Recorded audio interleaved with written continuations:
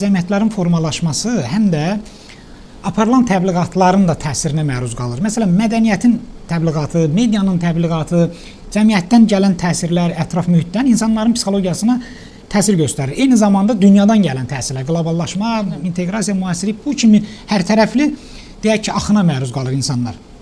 Bu təbliğatların nə dərəcədə rolu təhlükəlidir və ona qarşı biz hansı əks təbliğatlar qoya bilərik? Məsələn, bugün bəziləri müasirlik adı altında sanki elə başa düşür ki, bütün min illərlə formalaşmış dəyərlərimizi atmalıyıq kənara, müsbət insani dəyərləri, milli dəyərləri, mənəvi ehkamlarımızı atmalıyıq kənara ki, yəni müasir dövrdür. Bu hansı dərəcədə, nə dərəcədə doğrudur və bunun necə biz əsaslandıra bilərik ki, sınaqdan keçmiş dəyərlər min illərin sınağından keçib ki, insanlar bunu qəbul edib bu dəyəri ki, bu belə olur. O dəyərlər pozulanda da bu dediyiniz neqativ hallar ortaya çıxır. Necə biz cəmiyyətə, gənclərimizə izah eləyək ki, hansı dəyərlər, prinsiplər daha üstündür, daha min illərdir dədə-babalardan keçib, gəlib, yoxlanıb həyatda ki, belə olması daha sağlam cəmiyyətə gətirir. Yəni biz əks təbliğat, birincisi bu mənfi təbliğatın qarşısını necə ala bilərik, ikincisi ona qarşı hansı dəyərlərimizi təbliğ edə bilərik? Çox doğru deyirsiniz ki, yəni bu günlərin müasirlik adı altında bu mənfi tendensiyaların bu və digər ölkələrə axını var, xüsusilə də gəncləri hədəfə alırlar. Və burada mən nəyə demək istəyirəm? Biz burada danışanda heç belə bir fikir yaranmasın ki, bir müasirliyə qarşıyıq. Xeyr. Dırnaqarası müasirlik. Yəni müasirlik biz istəsək də istəməsək də cəmiyyətə daxil olur.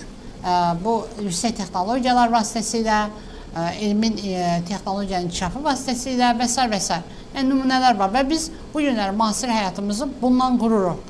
Amma bu demək deyil ki, biz mədəniyyətimizi, mənəvi dəyərlərimizi, əxlaqi keyfiyyətlərimizi bax bu müasirlik adı altında o bizə silib atmalıyıq. Bəli, o bizə edilən təsirlərin, mənfi təsirlərin hesabına yoxa çıxartmalıyıq. Bunu nə etmək lazımdır? Ən birinci halda belə deyək ki, təsir əks təsirə bərabərdir. Belə bir qanun var. Biz nə edə bilərik? Güclü surətdə maarifləndirmə işini artırmaq lazımdır. Hər bir sahədə. Bu təsirlər, bilirsiniz necə mənim?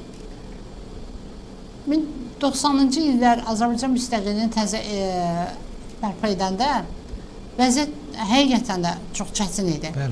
Və sanki bir meydan yaranmışdı. O, Azərbaycana təsir etmək istəyən qüvvələr tərəfindən. Və bu gedən o boşluqdan istifadə edən qüvvələr doğrudan da hansısa bir mənada burada müəyyən qrupları yarada bildilər, təbliğatlar apara bildilər, bunları eləyə bildilər. Amma biz, deməli, bizim immunitetimiz hələ də güclüdür ki, bizə tam təsir edə bilmirlər. Və bu günləri, baxın, mən hərdən deyirəm ki, biz Azərbaycanda o qədər yüksək mənəvi dəyərlər, keyfiyyətlər var ki, hətta bunu o müasirlər, belə deyək ki, bizdə gəlib baxanda, görəndə və hansısa bir xarici dövlətin nümayəndələri gələndə mətəl qalırlar ki, yəni müsəlman ölkəsi olan bir Azərbaycan bu qədərmi həm də müasirdir. Bu nədən? Bizim mədəniyyətimizdən irəli gəlir. Baxın, bizim bütün dastanlarımızda, bütün xalq qəhrəmanlarının yanında bir qadının yanında bir kişi var. Bir kişinin yanında bir qadın var. Siz bax, mediana dediniz, kütləvi informasiya vasitələri dediniz. Çox böyük rolu var. Bəli, çox böyük. Çox böyük rolu var. Və bu günləri, hətta mən sizə bir nümunə deyə bilərəm ki, Avropa ölkələrində, xüsusilə Qərbi Avropa ölkələrində bir neçə il bundan əvvəl 3 ay məişət zorakılığı, ümumiyyətlə kriminal xəbərlərlə bağlı heç bir yerdə məlumat getmədi. Nə sosial şəbəkələrdə, nə ənənəvi medialarda və inanın ki, birdən-birə həmin cinayətlərin xüsusi çəkisi kifayət qədər aşağı düşmüşdür. Bu nədən xəbər verir? Biz daha çox, məsələn, mən baxıram, oxuyuram, hansısa cinayət hadisələri, məsələn, az yaşlı uşaqlara qarşı və yaxud da qadınlara qarşı və yaxud da hansısa ailə daxili münasibətlərlə bağlı xəbərləri o qədər detallığı ilə, o qədər açıqlığı ilə yazılır ki, sanki göstərilmək istəyirlər ki, bu cür olmaz, amma elə cür onu verirlər ki, Yəni belə deyək də Bilməyəni də öyrədir, bəli. insanın yadına salır belə bir şeylər. Yəni biz bundan çəkinməliyik. Maarifləndirmə, yenə də maarifləndirmə və güclü və elə nümunələrlə maarifləndirmək lazımdır ki, elə təsir edici belə ki, alətlərdən istifadə etmək lazım ki, doğrudan da o insanlara təsir etsin. Baxın, siz bayaq dediniz ki, boşananda uşaqlara təsiri, boşanmaların fəsadları. Fəsadların ən böyüyü odur elə uşaqların.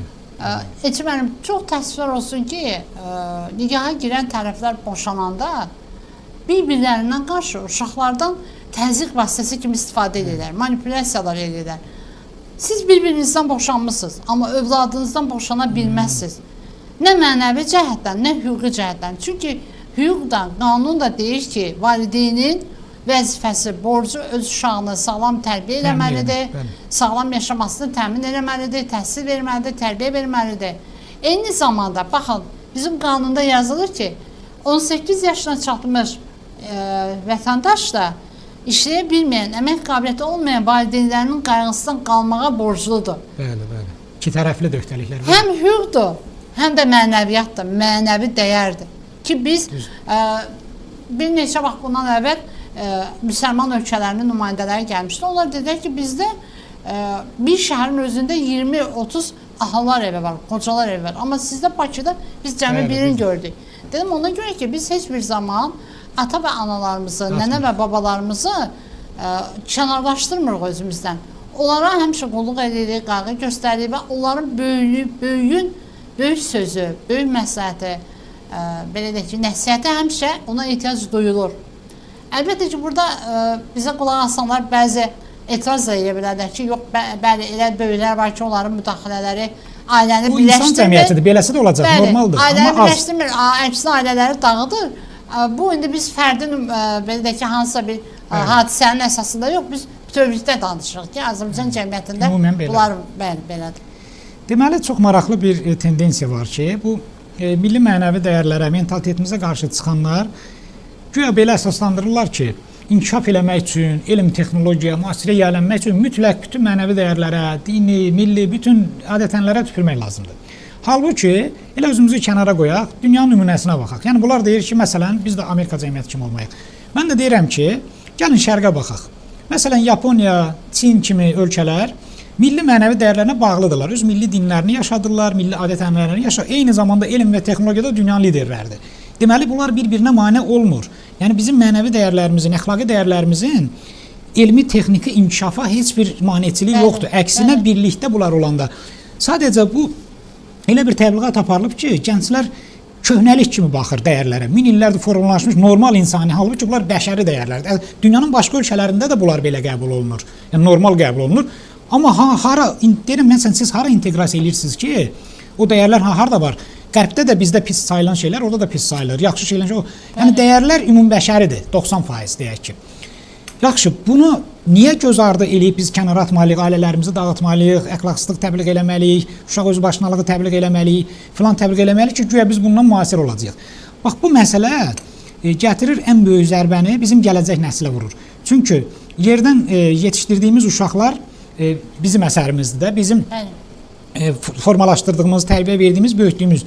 Onlara nə ötürsək, məsələn, öz milli mənəvi irsimizi ötürsək, onlar ilə formalaşacaq. İndi fikir verin, min illərdir bu irsi biz ötürə-ötürə bizə qədər gəliblər. Biz ötürə bilmirik özümüzdən sonraki. Biz sonraki uşaqlara baxanda görürük ki, onların psixologiyası, şuuru, mədəni zövqü başqa yad dəyərlərlə formalaşıb. Onların qulaq asdığı mahnılar əcnəbi mahnılardır, baxdığı filmlər əcnəbi filmlərdir, şuuru, düşüncəsi, danışdığı başqa dəyərlərin nümunəsidir, nəinki bizim mənəvi irsimizə. Yaxşı, biz niyə bunu ötürmürük gənc nəslə? Hansı əsasla? Bu gənc nəsil bunu havadan öyrənmir ki, biz 1 yaşından, 2 yaşından biz ailədə bunu formalaşdırırıq, məktəbdə formalaşdırırıq.